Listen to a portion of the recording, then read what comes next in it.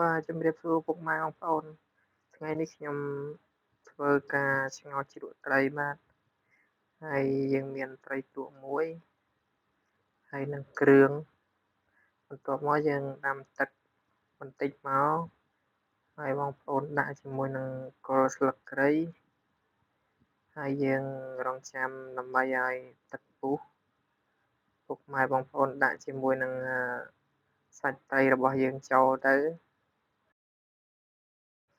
បាទយើងដាក់ត្រីហើយបន្ទាប់មកយើងចាប់ផ្ដើមធ្វើការដាក់ជាមួយនឹងអំបិលបាទយើងដាក់មកចុងស្លាបព្រាមកបន្ទាប់មកទៀតយើងដាក់ជាមួយនឹងខ្ទឹមបាទដាក់ខ្ទឹម2កំពឹសចូលទៅបន្ទាប់មកខ្ញុំដាក់ប៊ីចេងមកចុងស្លាបព្រារួចហើយស្ករសខ្ញុំដាក់មកចុងស្លាបព្រាដែរបាទដល់ពេលខ្ញុំដាក់ស្ករសហើយបន្ទាប់មក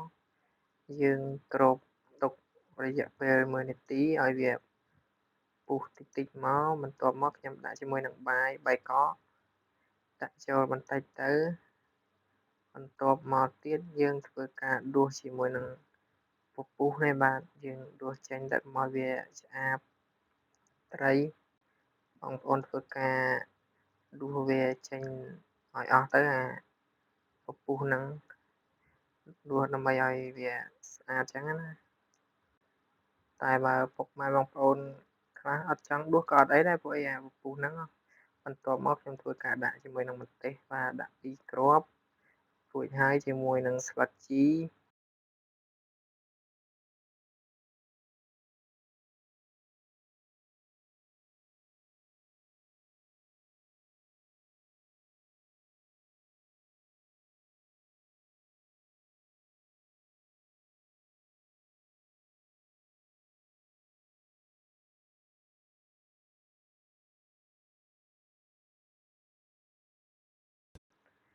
បាទបងប្អូនមកភ្លក់ជាមួយខ្ញុំបាទ